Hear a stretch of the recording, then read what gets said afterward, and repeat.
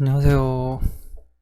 음, 요번에는, 오늘은 그 양산 후에 해야 될 것들, 뭐, 그런 것들에 좀 말씀을 드릴게요. 제 경험을. 음, 이, 지난, 레미코 붙는 거에서 좀 추가로 좀 말씀 안 드린 게, 추가가 아니라 말씀 안 드린 게, 아무래도 그, 기초 보강 철물 있잖아요. 그러니까 앵커 볼트 예를 들면 그런 것들이 저 같은 경우는 그냥 매뉴얼대로 설치를 하긴 했지만 사실 그 북미 쪽이나 그런 곳에서는 지금 뭐 LN카도 많이 쓰지만 더 좋은 철물들이 많거든요. 홀드다운을 비롯해서 굉장히 새로운 자재가 많아요. 저도 지금 이게 이제 거의 3년이 됐죠. 집을 짓기 시작한 게 제가 2018년도에 집을 짓기 시작했으니까. 그리고 제가 했던 그런 공법도 되게 올드한 옛날 방식이거든요, 사실. 그 당시 제가 그런 새로운 그런 철물들을 접하지 못해서 돌이켜 생각해보면 좀 아쉬워요.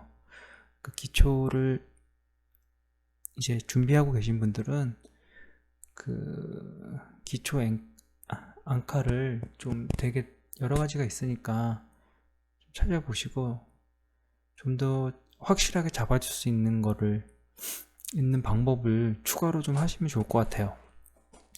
제가 요즘에 하도 지금 기후가 많이 바뀌었잖아요. 저희 같은 경우도 바닷가에서 바람이 굉장히 세거든요. 태풍도 자주 오는 쪽이고. 근데 그럴 때마다 사실 좀 내심 신경이 많이 쓰여요. 점점 센 태풍이 오니까 빈번하고 그 횟수도, 그래서 집 날아가는 거 아닌가. 사실 예, 굉장히 신경이 쓰여요. 뭐 아직까지 특별한 그런 건 없었는데 저희 집이 또 쉐드다 보니까, 그리고 쉐드가 남쪽이고, 그래서 하여간 이거는 좀 강조를 해도 지나치지 않을 것 같거든요. 그러니까 기초 고정에 사용되는 철물들은 좀 신경 써서 레미콘 붙기 전에 작업을 좀 탄탄하게 하세요. 그게 좀 두고두고 좀 후회가 좀 되더라고요. 아니, 물론 나중에 계속 제가 어떤 식으로 보강을 했는지 보시면 아시겠지만 저는 어쨌든 매뉴얼 이상으로 했다고 생각은 들거든요. 보강에 한해서는. 근데 또 그런데도 좀 많이 아쉬워요. 그 공법을 좀 올드한 방법을 써서, 저도 초보였고 처음 해보는 거였기 때문에 지금도 초보지만, 그러니까 그거는 좀 지나치게 강조해도, 그러니까 강조해도 지나치지 않을 것 같아 다시 한번 말씀드리고요. 자, 오늘은 양생 후에 추가적인 작업들을 좀 말씀을 드릴게요. 보시면 이 사진이 저희 거푸집 뗀 사진이거든요. 거푸집 떼는 그 양생 기간은 온도에 따라 다릅니다. 여름에는 며칠, 겨울에 며칠, 뭐 이런 식으로 그 조건이 달라요. 저희는 여름에 했고 3일인가 후에 떼었어요. 그거는 매뉴얼을 참고하세요. 검색해 보시거나 책자 보시면은 쉽게 찾을 수 있으니까 직접 찾아보시고, 그리고 저희 같은 경우 거푸집 빌려올 때 용달을 이용했거든요. 1톤. 그때 10만원인가 주고 빌렸어요. 마찬가지로 반납할 때도 용달에 10만원, 7만원인가 10만원인가 일단 주고 반납을 했는데, 그런 식으로 반납을 했습니다. 주고 거푸집을 뗀 후의 모습이고요. 마찬가지로 저희 다행히 밀리거나 한 건 전혀 없고요. 깔끔하게 잘 나왔어요. 배부른 것도 없고. 아마 저번에 보여드렸지만 오차가 약간씩 있어서 좀 아쉽죠. 그거는 그 정도의 오차가 심한 편은 아니고 허용 오차 범위거든요. 그런데도 후반 작업 굉장히 많았어요. 다시 한번 말씀드리지만 수평 레벨은 굉장히 중요하다는 거 강조를 좀 드리고 싶어요.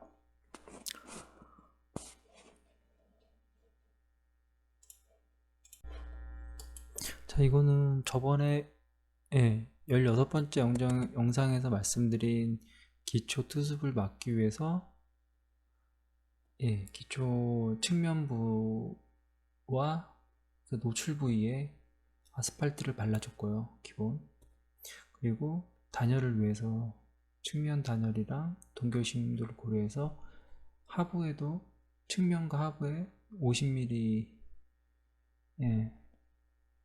EPS를 깔아줬어요. 기본적으로 저도 이런 것들을 준비하면서 알게 된 게, 기본적으로 아이소핑크를 물과 닿는 면에는 아이소핑크를 쓰라고들 하잖아요.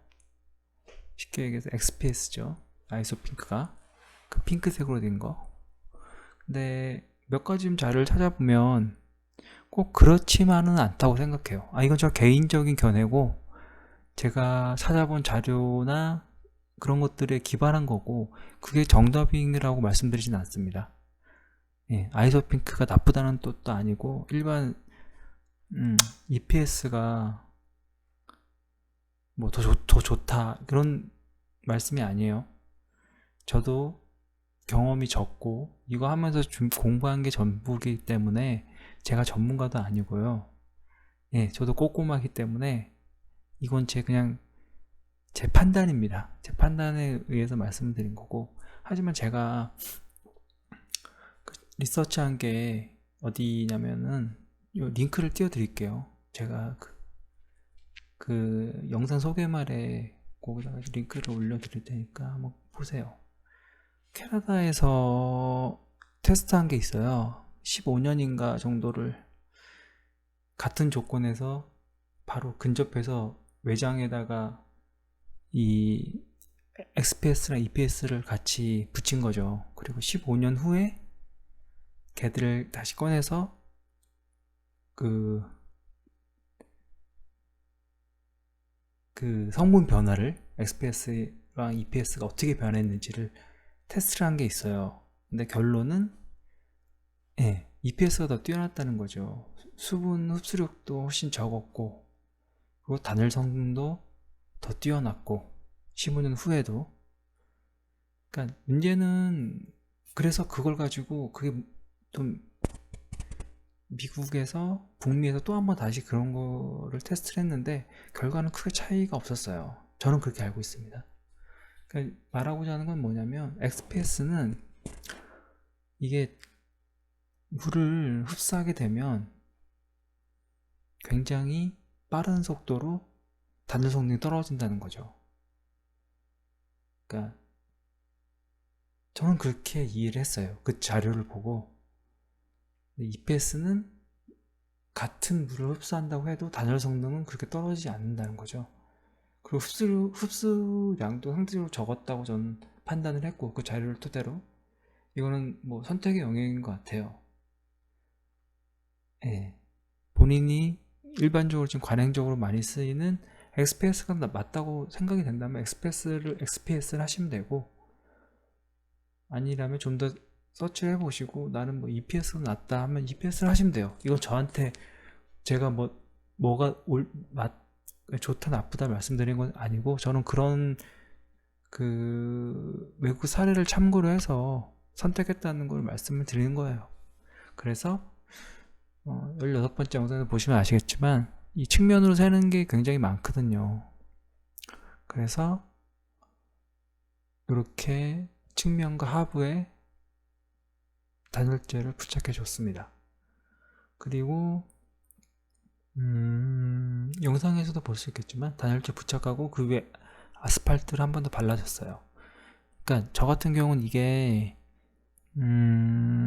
최종 마무리가 아니라 거기에다 이 마감면에다가 스티로폼 마감면에 아스팔트를 발라주고, 그리고 시멘트 보드로, 페이샤에 사용되는 시멘트 보드로 1cm짜리 10mm짜리 그걸 마감을 하려고 했는데 아직까지 하진 않았어요. 근데 뭐 크게 문제는 없는 것 같아요. 왜냐면 프레싱을 했기 때문에 뭐 그 위로 물이 흐르는 것도 아니고, 그렇기 때문에 아직까지 그렇게까지 마감 안 하고 그냥 있는데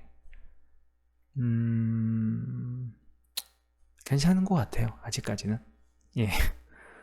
하여간 이 XPS와 EPS는 좀 더 리서치를 해보세요. 그러면 어떤 답이 나오지 않을까 라고 생각이 됩니다. 자, 이 사진은 제가 턱맞춤 그 가이드를 빼는 건데, 이게 턱맞춤 가이드는 거푸짐 타령하면 저는 바로 해주는 게 좋은 것 같아요. 왜냐면 이게 굳으면 굳을수록 점점 아니 레미콘이 굳잖아요. 그러면은 빼기가 굉장히 어려워요. 잘 안 빠집니다. 그리고 그렇게 하다 보면은 이 엣지가 많이 깨져요. 무리해서 빼다 보니까 지저분하기도 하고. 그래서 턱맞춤 가이드는 가급적이면은 타령하면서 동시에 해주는 게 좋지 않을까 라고 생각이 돼요. 그리고 여기 보시면 제가 그 바이올렛 색으로 이렇게 선을 그려놨잖아요. 엣지가 되게 깔끔하게 떨어지죠. 이 영상으로 제가 첨부를 했는데 그라인더로 요 가이드 목재랑 이 콘크리트 면을 살짝만 갈아주면 그 위를 깔끔하게 엣지 얻을 수가 있어요. 뭐 물론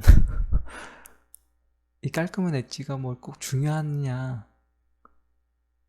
뭐 아닐 수도 있죠. 그러니까 아니긴 하죠. 어차피 안 보이는 면이긴 하니까 어차피 다 덮이는 부분이긴 한데 이왕이면은 울퉁불퉁하고 지저분한 것보단 깔끔하게 정리되는 게 좋겠죠. 이런 것들 이렇게 해버릇하는 게 좀 좋다고 생각이 들거든요. 이런 것들이 나중에 인테리어에서도 이게 저희가 이제 인테리어까지 다 해야 되잖아요. 다시 말씀드리지만 저는 직접 집을 지경이 아니라 직접 스스로 집을 짓는 분들한테 제 경험을 공유하는 거니까 당연히 인테리어도 직접 하셔야겠죠. 그러신 분들한테 저는 제 경험을 말씀을 드리는 거니까요. 그럴 때도 이제 이렇게 딱딱딱 깔끔하게 칼로 잰듯이 이렇게 칼로 자른 듯이 자로 잰 듯이 칼로 자른 듯이 하는 습관이 되면 좋겠죠. 네. 그래서 이렇게 최종 마감을 하면 깔끔한 턱맞춤 엣지를 얻을 수 있고 밑에도 보면 그라인더로 깔끔하게 갈았어요. 평평하게. 그러니까 이게 저는 뭐 여기뿐만이 아니라 그 지난 레미콘 작업 때도 말씀을 잠깐 드렸지만 그 구조목이 서는 곳만 평평해야 되는 게 아니에요. 이 기초면은 레벨 값이 굉장히 전 중요하다고 생각해요. 전반적으로 다 맞아야 되거든요. 제가 왜 그런지를 짧게 설명을 좀 드려볼게요. 요 사진이 뭐냐면 이제 나중에 엑셀 깔기 전에 저희가 내부 단열을 하기 위해서는 스티로폼을 깔고 그 위에 엑셀 배관을 놓고 그리고 거기다가 이제 다시 몰타를 붓잖아요. 그래서 그걸 양생을 해서 내부 보일러를 돌리는 거잖아요. 근데 내부 기초면이 고르지 못하면 저 같은 경우에는 그러니까 왜 고르야 되냐면 나중에 방통을 할 때 다시 제가 이미지를 좀 첨부해 설명을 드리겠지만 바닥이 꽤 꺼지는 거죠. 밑에가 평평하지 못하다면 그 부분은 나중에 오랜 시간이 지나면 바닥에 꺼진단 말이에요. 그렇기 때문에 저 같은 경우는 그렇게 못 맞춘 곳, 평평하지 않게 된 곳은 이런 식으로 그 방통하기 전에 비닐 전체적으로 깔았죠. 그리고 이제 테두리도 이렇게 스티로폼으로 먼저 한번 쌓아주고 그 위에 몰탈로 평평하게 맞춰졌어요.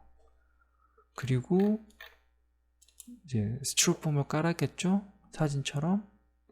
그렇게 했는데도 부분적으로 이렇게 꺼지는 데가 있었어요. 그런 데는 이제 어쩔 수 없이 우레탄으로 쏴가지고 최대한 맞추려고 했습니다. 바닥에 평평하게.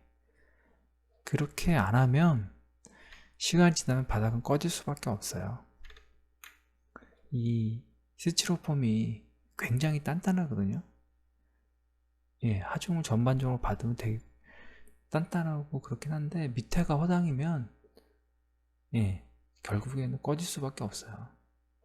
계속 무리하게 힘을 받고 무게를 견디지 못하면, 저는 그렇게 생각해요.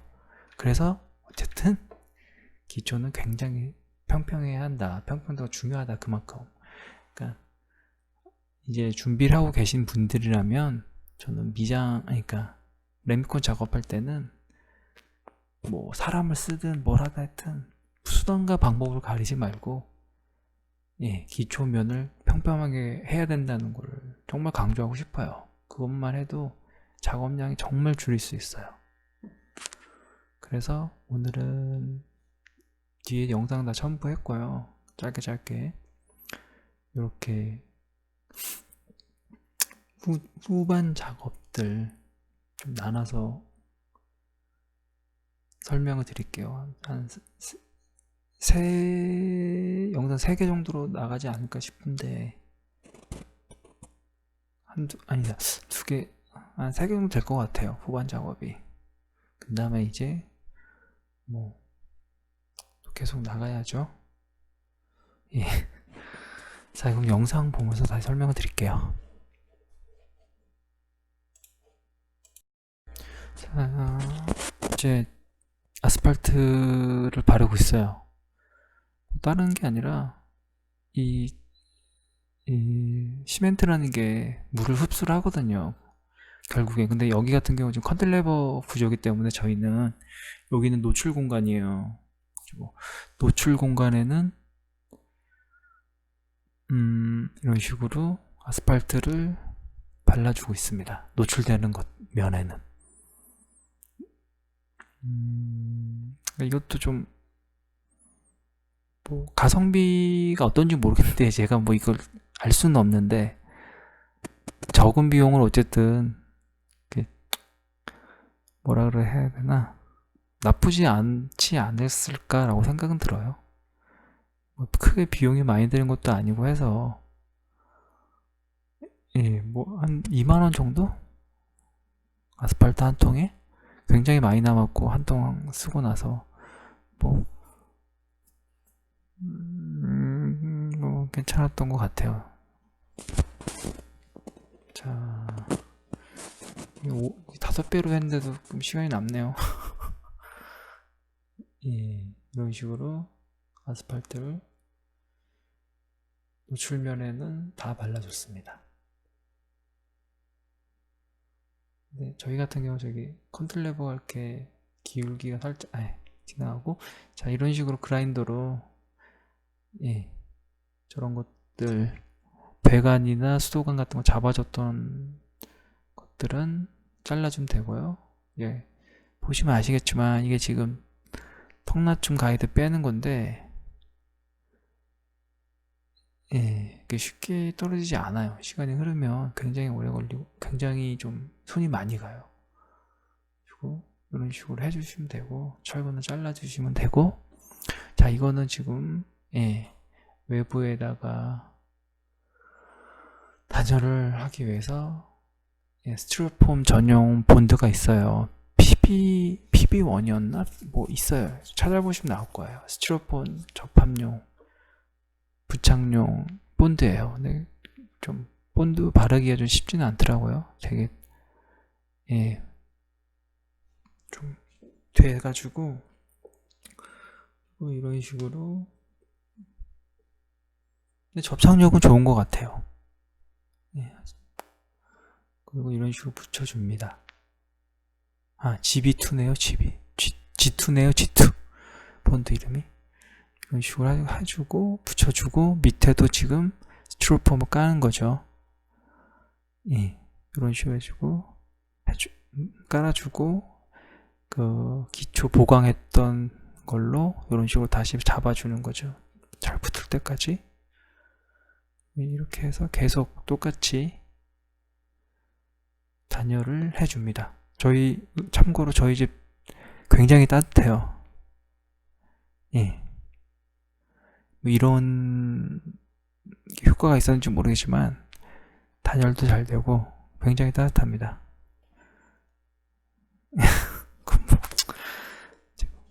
저는 그런 것 같아요. 굉장히 따뜻한 것 같아요. 이런 식으로 아까도 뭐 XPS랑 EPS랑 잠깐 말씀드렸지만 선택을 잘 하셔서 꼼꼼하게 단열은 정말 꼼꼼하게 하시는 게 좋을 것 같아요.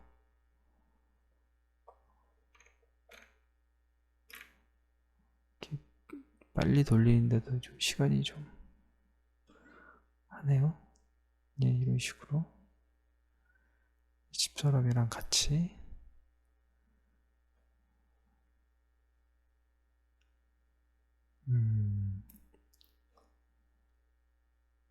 스티로폼을 저렇게 자르는 것도 사실 좀 손이 많이 가요. 저희가 뭐 열선이 있는 게 아니라서 보통 스티로폼이 드라이비트 작업하시는 분들은 열선 같은 걸로 많이 자르잖아요. 근데 저희 그런 게 없다 보니까 다 칼질로 저걸 잘랐는데 길이에 맞춰서 저희 집사람이 잘랐는데 저것도 굉장히 사실 이런 것들이 딱딱 맞춰서 꼼꼼하게 저렇게 하는 게 굉장히 시간이 많이 걸려요. 손도 굉장히 많이 가고 제가 굉장히라고 말하는 건 정말로 그렇기 때문에 그래요. 굉장히 손이 정말 많이 갑니다. 규격에 맞춰서 이렇게 한다는 게 결국 쉽지는 않아요. 시간이 그만큼 많이 가고 그래서 직접 짓지 않는 한 뭔가 이렇게 처음 하시는 분들이 저희처럼 이런 꼬꼬마들이 한다는 건 굉장히 시간도 많이 잡았고 쉽지 않은 일입니다. 저는 집 지으면서 정말 힘들 때가 너무 많았어요. 심적으로나 몸이나 마음이나 정말 20개월 동안 너무 힘들 때가 많았어요. 정말 중도에 그만두고 싶을 때도 많았고 저희 집사람이 정말 든든한 어떤 버팀목이 돼줬죠. 힘들 때마다 진짜 새벽에 별 보고 나오고 별 보고 들어갔거든요. 추우나 더우나 그러니까 그렇게 좀 각오를 좀 하시고 집 짓기를 하셔야 되지 않을까. 근데 또 뭐 금방 지으시는 분들도 금방 지으시더라고요. 뭐 또 어떻게 보면 케이스 바이 케이스라서 그것도. 자, 그래서 좀 더 잘라서 해야 되나요? 좀 기네요. 영상을 제가 빨리 잘랐다고 잘랐는데 편집을 한 건데도 의외로 영상이 꽤 깁니다. 자, 그래서 이런 식으로 외부 단열을, 기초 단열을 진행을 했고요. 자, 그리고 이제 흙을 다시 덮어야겠죠? 원래 그라운드 높이까지, 그라운드로 하기로 했던 곳까지 흙을 덮어줍니다. 그리고 이런 전선들, 지중화할 것들 해놨던 걸 정리를 해주고요. 저희는 저런 식으로 흙을 삽질을 하나하나 해서 핸드카트로 옮겨서 덮어줬어요. 좀 포크레인이면 뭐 몇 번 하면 되겠지만 어차피 다 비용이니까 그러면은 자 저런 식으로 아스팔트 스티로폼에도 칠해주고 내기질을 해서 발로 꼭꼭 밟아주면서 저렇게 했고 아까 말씀드린 게 이거예요. 이런 식으로 그라인더로 살짝 까주면 깔끔하게 떨어져요. 엣지가. 이왕이면은 저렇게 하시는 게 좋겠죠.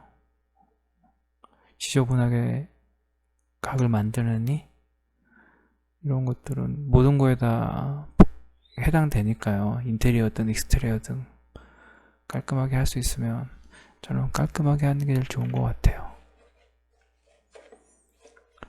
자, 그래서 이런 식으로 해서 이게 좀 아까도 말씀드렸지만 좀 일찍 빨리 떼시는 게 좋아요. 이게 떼려면 굉장히 어렵습니다. 어렵다기보다 손이 많이 가요. 그래서 좀 쉬고 저런 식으로 저래도 파이프는 테이프로 청테이프로 꼭 감아주세요. 안 그러면 물이 들어갈 수 있으니까 물 들어가면 좋을 거 없잖아요. 저게. 그래서 청테이프로 마감을 다 해주시고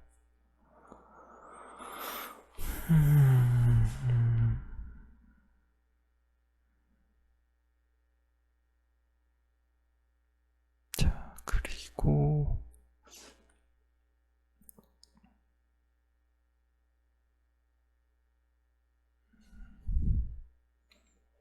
자, 이제 저렇게 해서 토끼발로 하나씩, 그리고 빠루도 있고요. 빠루 장모님이 주신 건데 예, 저렇게 해서 드러냅니다. 조금씩 조금씩 해가지고.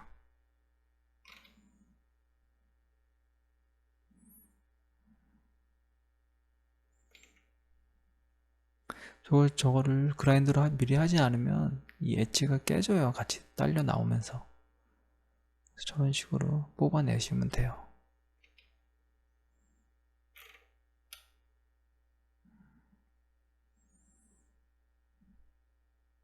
예. 별다른 내용은 없네요. 하고 나니까. 그래서 이렇게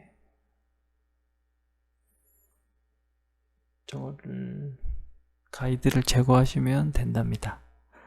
그러면 또 다음 시간에 찾아뵐게요. 안녕.